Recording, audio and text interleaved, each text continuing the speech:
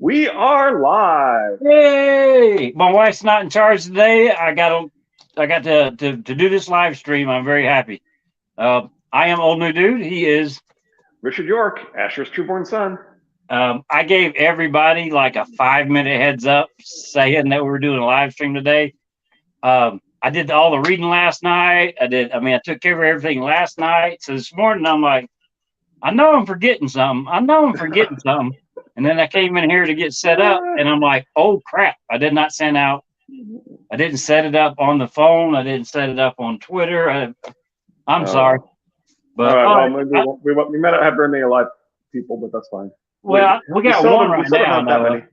Yeah, we still don't have very many. Anyway, I mean, I wish Lizzie or Lady Thistle or whoever else would care to join us, but that's fine.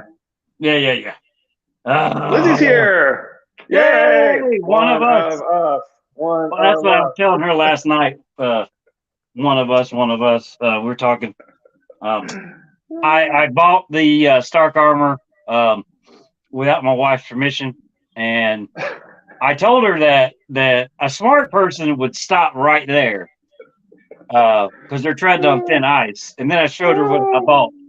I said a picture of a pouch that's got two wolf's heads on it to carry my glasses and my wallet at the IsoPowerCon. And I'm like, I didn't tell the wife about this one either. So I still got more stuff to buy, but that's nothing to do with this chapter. All right. As usual, any of these. What's that? Go ahead. As usual, any of these will go with what Richard saw in the chapter, and I guarantee he saw a lot in this chapter. Thank you, sir. And I'll jump in with my stupid stuff. I'm extremely excited, almost as excited as Richard is. Yeah. We've been saying that the Tyrion is an echo of Ned. That they're both bigamists. They're both married to the offspring of Hoster Tully's line. After reading this and talking about that, I've come to the conclusion that I really embrace the Lana is Tyrion's trueborn daughter concept, because in this chapter, just as in Ned's second chapter, they're discussing the merits of murdering children for securing the claim to the throne, and the subject is immediately changed when the potential mother of the trueborn offspring of the hand of the king comes up, right? And I was like, okay, I think that really does sort of imply that Lana is, and it kind of would explain why George immediately says when asked, are we ever going to find out where whores go? He immediately says yes, right? He says yes, we will, right? And so that kind of would explain it if he's really leaning towards revealing that Lana is Tyrion's trueborn daughter. Well, I mean, when you told me that Tyrion's chapters mirror Ned's chapters, I'm like, cool. I didn't see it the first time through, but this time I am. But I found out, was it yesterday or the day before, watching Quinn the DM, one of his videos, and he mentions that Ned has 15 chapters in a Game of Thrones. Tyrion has 15 chapters in a Clash of Kings. I didn't know that. And they specifically are seem to line up, including with the traveling down the secret passage to get to the brothel to see your lover kind of thing, right? Yeah. So yeah. Hearing that kind of put it all together in my head to go, Richard's right. Yeah, and so part of the point we think is since we believe in the whole bigamy concept, we think that part of this point is sort of to emphasize the idea that Tyrion and Ned are both bigamists, and then you start to think, well, maybe they both have one trueborn offspring as well, right? So anyway, I had never fully bought into that theory, the Lana theory, but I'm pretty sold now. It only makes sense. We kind of rocked my world. So it's the Order of the Green Hand is fond of saying, and as Blackjack Bulwark commanded in Feast, Samuel 1, and the very similar dance, John 2. Let's do this. Janis Slint was a butcher's son, and he laughed like a man chopping meat. More wine? Tyrion asked him. Maybe I'm too focused on this, but Tywin's main objection seems to be this butcher's son angle, right? That he's thinking about himself. I'm not a lord as you are. A simple Tyrion will suffice for me, Lord Janos. It seems to emphasize the ridiculous nature of the most powerful, like the hand of the king, being beneath Janis Slint. Yeah, well, there's also something I noticed at the very beginning of this after I read the Ned chapter. Both are Hand of the Kings.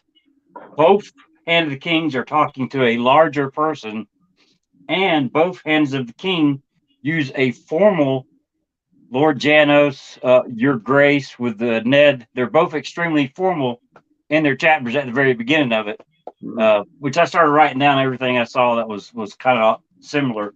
But go ahead. Yeah, yeah, okay. I've been glancing over the names you put forward to take your place as commander of the city watch. Good men, fine men. Any of the six will do, but I choose Alardine, my right arm. Good man. Loyal. Pick him and you won't be sorry, if he pleases the king. Alardine reminds me of the Nazi guards that obey unethical orders, right? Also, going on the parallels, you had Ned asking about filling the Warden of the East in the Ned chapter, and you got the so feeling we're filling a position. Yeah. I like it. I've been considering Sir Jacelyn Bywater, or Jacelyn, Sir Jacelyn Bywater. I would say he's been Jason. captain. You say what? I would say Jace, probably right. Yeah, it's probably Jace because they talk about Jace and it's probably Jacelyn. He's been captain on the Mudgate for 3 years, and he served with valor during Balon Greyjoy's rebellion. King Robert knighted him at Pike, and yet his name does not appear on your list. Lord Janos Slint took a gulp of wine and sloshed it around in his mouth for a moment before swallowing. Bywater, well, brave man to be sure, yet he's rigid, that one. A queer dog. The men don't like him. A cripple, too. Lost his hand at Pike. That's what got him knighted. A poor trade, if you ask me. A hand for a sir. He laughed. Sir Jacelyn thinks Jacelyn, I guess I should say. Sir Jacelyn thinks overmuch of himself and his honor, as I see it. You'll do better leaving that one where he is, my Lord Tyrion. Alardine's the man for you. So he kind of sounds like Ned, doesn't he? Yeah. Sadly, he also kind of winds up like Ned. Yeah. So who sent you after the whore's bastard? Lord Janos gave Tyrion a wary look, then laughed and wagged a wedge of cheese at him. You're a sly one, Tyrion. Thought you could trick me, did you? It takes more than wine and cheese to make Janos Slint tell more than he should. Perhaps this was actually Littlefinger. Our characters are usually wrong, but now that we've talked about some of these parallels and the Lannisters securing the claim, I guess I kind of lean more towards Cersei with the parallels here. I think that it is Cersei. I think it's a setup because I think the letter from the Queen to get Gendry, this is the setup or the payoff to make you automatically think that it's to kill Gendry. I know you don't agree with it, but that's how I see it. No, I'm starting more and more to think it's Cersei's killing that's meant to echo Tywin killing. But anyway, they say even Varys was surprised. Lord Janos laughed so hard his gut shook. The spider, he said, knows everything they say. Well, he didn't know that. How could he? Tyrion put the first hint of a chill in his tone. He had helped persuade my sister that Stark should be pardoned on the condition that he take the black. I know you think our characters are wrong here, but I'm less convinced. Yeah. The king commanded it, my lord. The king himself. The king is 13, Tyrion reminded him. George definitely likes this whole power resides argument and the idea that the Queen Regent was supposed to be in charge. Right. The man tried to buy me, little dreaming that you had already been sold. Dwarf, his anger flashed. You should have stopped at imp. I am Tyrion of House Lannister, and someday, if you have the sense the gods gave a sea slug, you will drop to your knees in thanks that it was me you had to deal with and not my lord father. So this is true because Tywin is definitely not amused by this whole thing. No. He's pissed that they killed Ned. He particularly is mad at Janos rising above his station and so forth. So, well, especially if he finds out that it was all pre-planned. Oh yeah, then Janos was in on this and it was going around Cersei.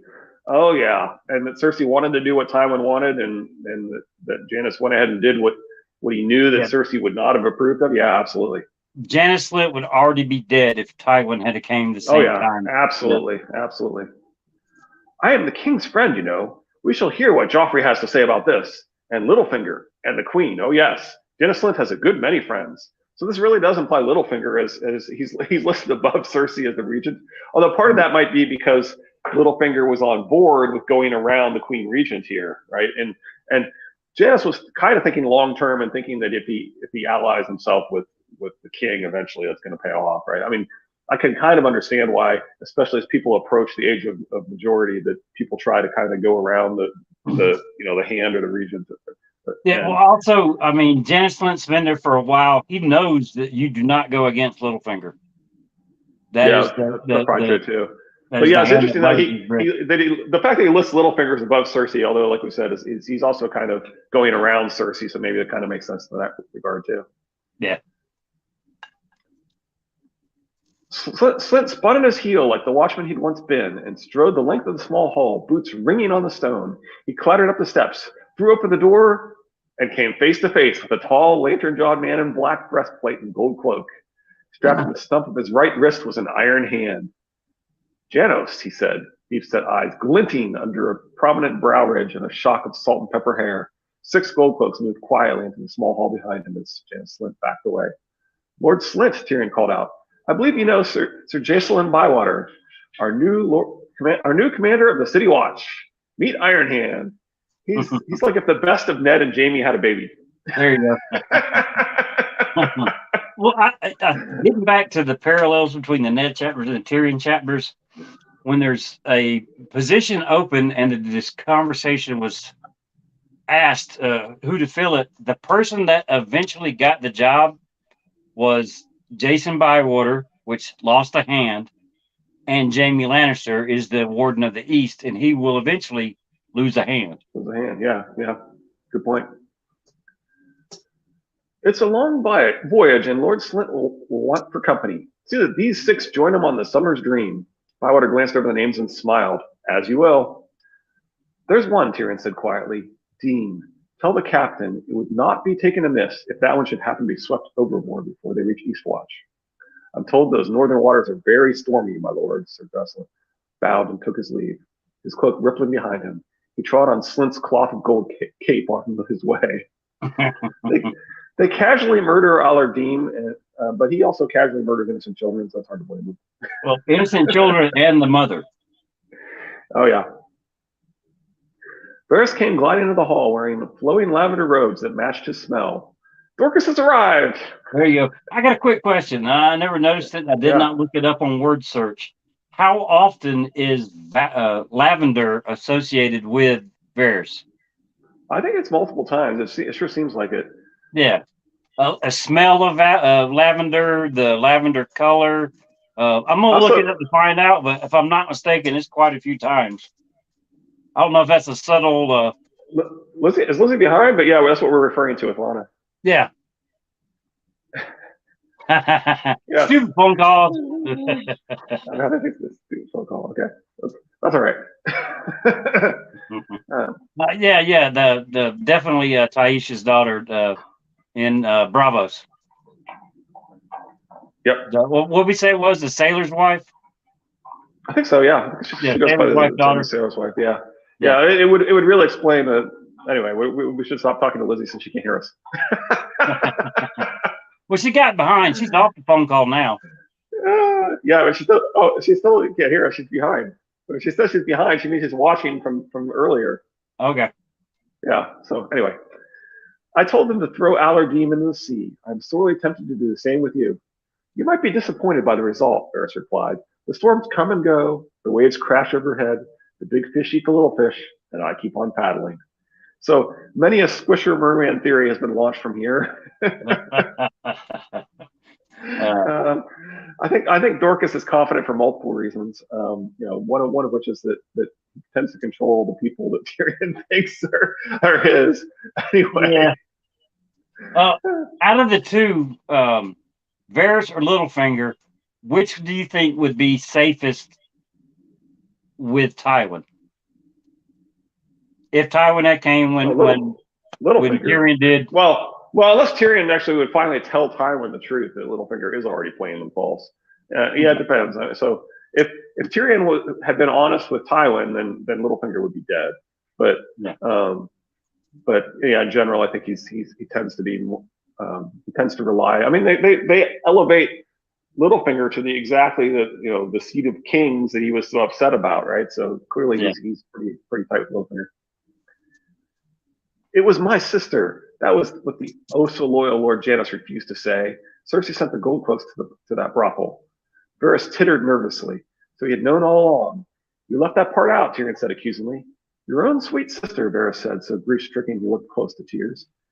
It's a hard thing to tell a man, my lord. I was fearful how you might take it. Can you forgive me? No, Tyrion snapped. Damn you. Damn her. He could not touch Cersei, he knew. Not yet. Not even if he'd wanted to. And he was far from certain that he did. Yet it rankled to sit here and make a mummer show of justice by punishing the sorry likes of Janos Slynt and Allard Dean while his sister continued on her savage course. In future, you will tell me what you know, Lord Varys, all of what you know. The eunuch's smile was sly. That might take rather a long time, my good lord. I know quite a lot. Most people would agree that Dorcas knows who young Grip is, but very few realize he is the middle R plus L triplet. The triplets are Gary's episode 3. There was another bastard. Boy. Oh, you want to say something? No, I was going to, and I lost it when I laughed. It went gone. All right. There was another bastard, a boy, older. I took steps to see him removed from harm's way. If Littlefinger is the one murdering bastards, how does that affect the orders? I don't know that it actually does, to be honest. I must blame myself. I don't see Littlefinger doing it. It's got to be Cersei. Yeah, I feel like it has to be Cersei. And we know she specifically sold someone into slavery based on the same thing, right? Not wanting people to see that a blonde Lannister would have a kid with a black hair from Robert. So, I must blame myself for the poor sweet babe and her mother, who was so young and loved the king. Did she? Tyrion had never seen the dead girl's face, but his mind she was Shay and Tysha both. Can a whore truly love anyone, I wonder? No, don't answer. Some things I would rather not know. This is almost like our Wyla moment where he's like, oh, okay, let's change the subject. Oh, yeah. And yet she seemed restive. She wanted to be with him more, she told him. She wanted to serve him and help him. It's almost as if her inability to spy on him bothered her. Extremely. Shay's restiveness. Anyway. Yes. It does seem my sister was telling the truth about Stark's death. We have my nephew to thank for that madness. King Joffrey gave the command. Janos Slynt and Sir Ilyn Payne carried it out swiftly, without hesitation. Almost as if they had expected it. This really does seem to point toward Littlefinger as the bastard killer, the way he's, in fact, I think at one point he even says something like, or another, something like that. Anyway, that might be, I might already have that actually. Okay. You will find Sir Jacelyn to be courageous, honorable, obedient, and most grateful. To whom, I wonder? Tyrion did not trust Varys, but there was no denying his value. He knew things beyond a doubt. Why are you so helpful, my Lord Varys? He asked, studying the man's soft hands, the bald, powdered face, the slimy little smile. You are the hand. I serve the realm, the king, and you. So I've seen claims recently on Reddit that soft hands indicate deception, and more often than not, that seems to be true. And the king he serves might be the middle Targaryen triplets. Then he's not lying. Yeah, he serves the king, the one true king. Oh, anyway. Oh, I think not, Varys said, swirling the wine in his cup. Power is a curious thing, my lord. Perchance you've considered the riddle I posed you that day in the inn. It has crossed my mind a time or two, Tyrion admitted. The king, the priest, the rich man, who lives and who dies, who will the swordsman obey? It's a riddle without an answer, or rather, too many answers. All depends on the man with the sword. And yet he has no one, Varys said. He has neither crown nor gold nor favor of the gods, only a piece of pointed steel. That piece of steel is the power of life and death. Just so.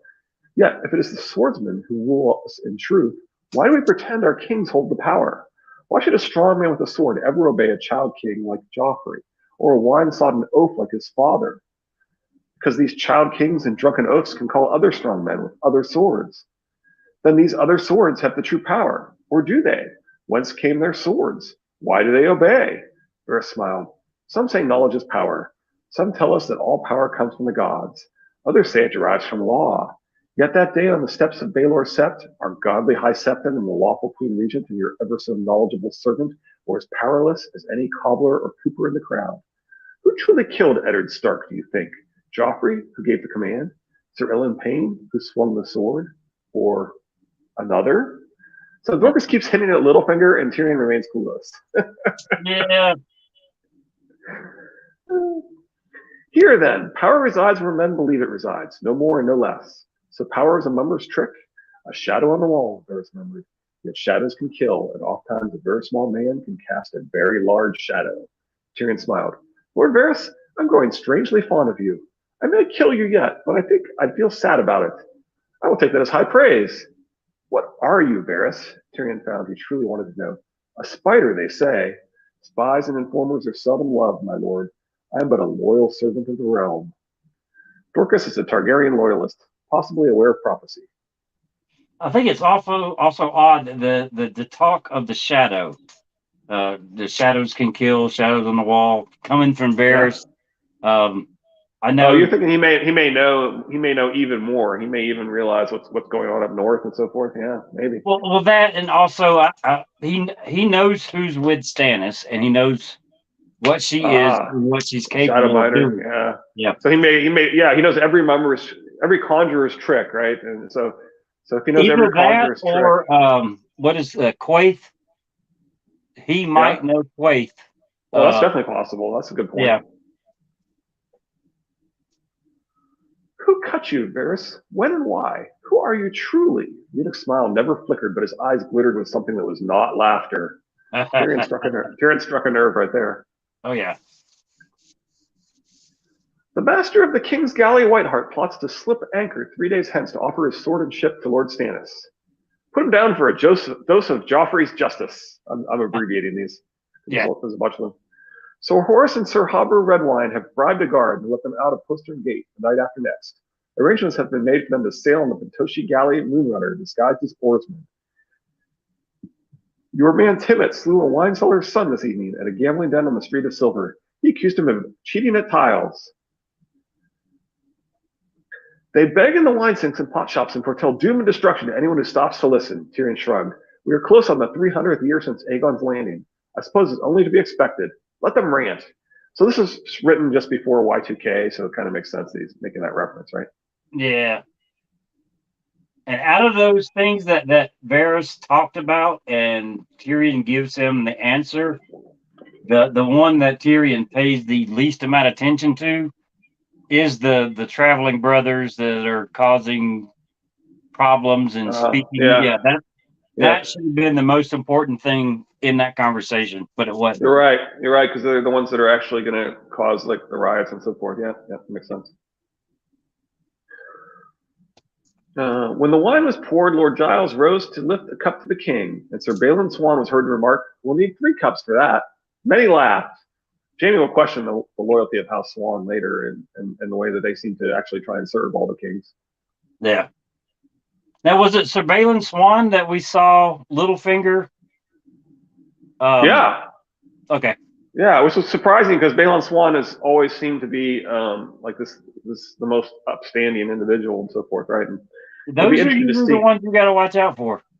Yeah, well, it'd be interesting to see him struggle with things as he goes to Dorne. He's obviously uncomfortable with how he's being sent to try and lure them into a trap that he's going to fail at miserably. We already know he's failed at miserably, basically. Varys would have me believe that I've replaced one of Joffrey's men with one of my own. More likely, I've replaced Littlefinger's man with one belonging to Varys, but so be it. Yes, he's Littlefinger's man. That's what I've been trying to tell you. So Tyrion isn't entirely clueless. He keeps thinking he's struggling with Cersei and Joffrey when he's really watching a struggle between Dorcas and Littlefinger. Yeah, well, the thing is, though, I mean, he says that more likely, not that without a doubt, I just replaced Littlefinger's that's man. What happened. Yeah, he's not fully on board with the Littlefinger connection. Yeah, and we should realize that for the parallels to hold, right? Well, one of the reasons I like Clash is I do think the parallels are supposed to hold, and I think Varys is supposed to be the one that tries to kill Tyrion. Because he tries to kill Kevin when he's regent. He gives Tyrion explicit instructions of how to kill Tywin when Tywin is hand, right? Basically, whenever there's a competent Lannister that's leading things, he seems to after a certain point he wants to get rid of them, right? He doesn't want a competent Lannister leading things. Well, I mean, that's getting back to a previous conversation when I said that if Varys knew that 100% Ned was going to the wall, then there was no reason to give the message that is another one of those, even though Littlefinger wants Ned dead, that's another opportunity for Varys to ruffle things up, to make things harder, to make more. Even though Littlefinger's chaos is a ladder, there's a lot of things that I've blamed on Littlefinger that I'm having to take a step back and go, was it Varys though? So I mean, all and this is especially in this book, right? Because it's he should be the one who's betraying Tyrion. He's the one Tyrion is warned not to trust. He's the one that Tyrion is trusting. He's the one that's helping Tyrion every step of the way in this book. Well, he's making the same mistake that Ned did with trusting Littlefinger. And somebody arranges the Kingsguard to attack him. Yep. And Littlefinger basically tells us that it wasn't him. He basically tells us that he's unable to control Sir Mandon Moore after he joined the Kingsguard. Yeah. Or strongly implies it anyway. You'd best know, Timmett killed a man, Varys told me. The sellsword seemed unsurprised. The full-figured, one-eyed man would be easier to cheat. Timmett pinned his wrist to the table with a dagger and ripped out his throat barehanded. He has this trick where he stiffens his fingers. So the interruption here makes me wonder if this will come back up, if at some point Timmett's going to stiffen his fingers and kill somebody with his bare hands or something. I don't know. Anyway. Yeah. How goes your recruiting? Well enough. 3 new men tonight. How do you know which ones to hire? I look them over. I question them to learn where they fought and how well they lie, Bronn smiled. And then I give them a chance to kill me, while I do the same for them. Have you killed any? No one we could have used. And if one of them kills you, he'll be one you'll want to hire. Tyrion was a little drunk and very tired. Tell me, Bronn, if I told you to kill a babe, an infant girl, say, still at her mother's breast, would you do it? Without question? Without question? No! The sellsword rubbed thumb and forefinger together. I'd ask how much. And why would I ever need your Allard Dean, Lord Slint? Tyrion thought. I have 100 of my own. He wanted to laugh. He wanted to weep. Most of all, he wanted Shay. Bronn's approach to recruiting is amusing, and Tyrion realizes that Nazi guards are actually not that unusual. Yeah, this is probably, without a doubt, one of my favorite chapters. It's in my top 10 for the entire series.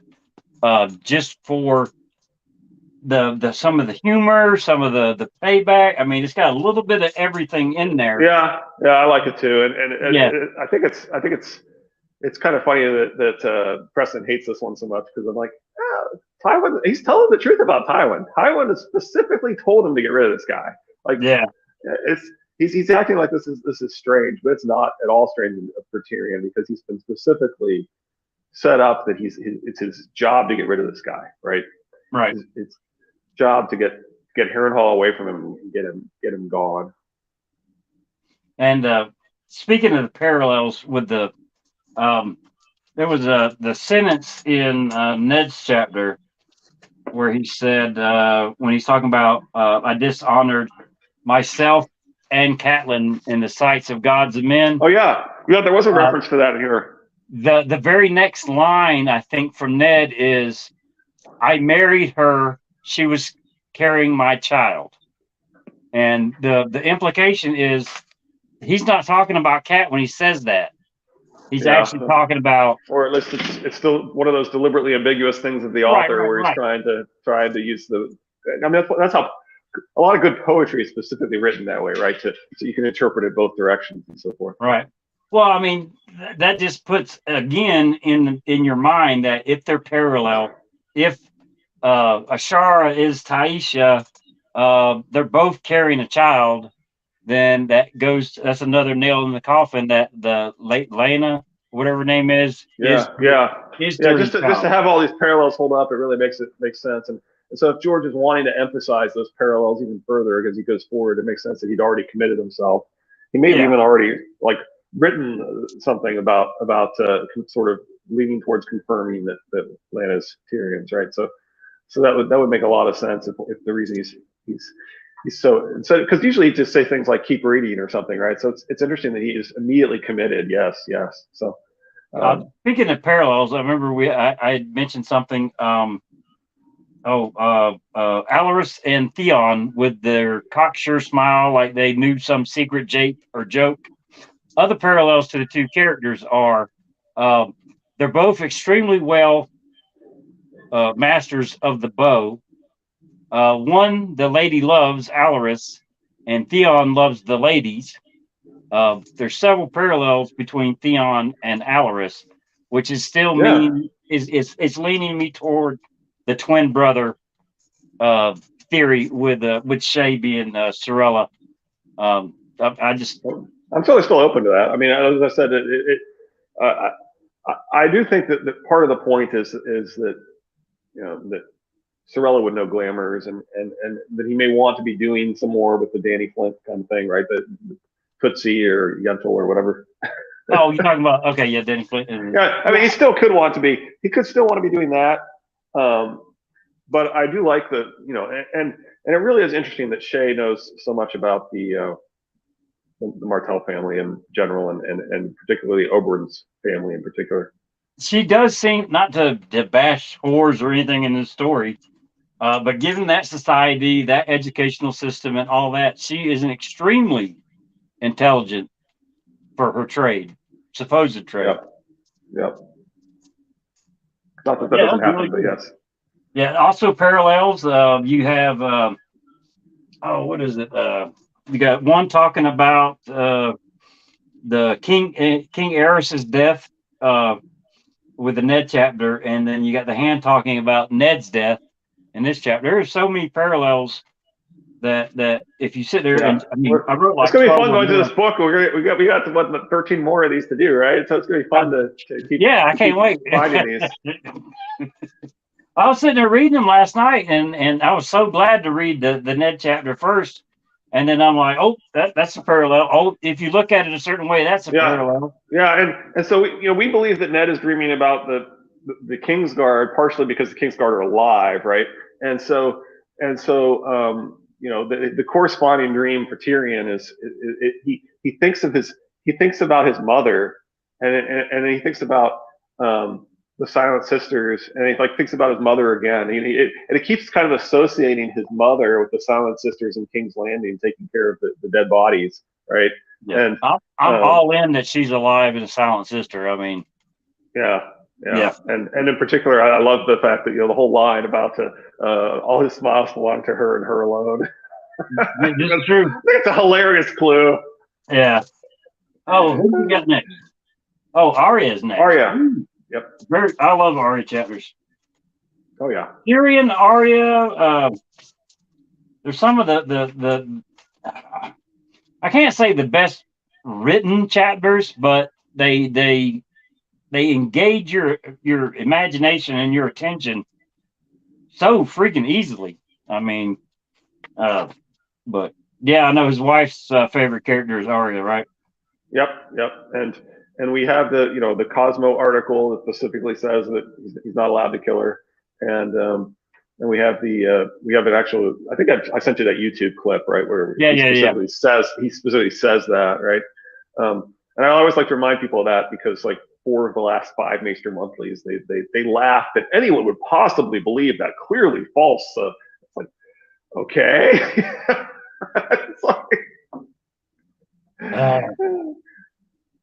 It's like these parallels, just talking to you about them this time on the read through.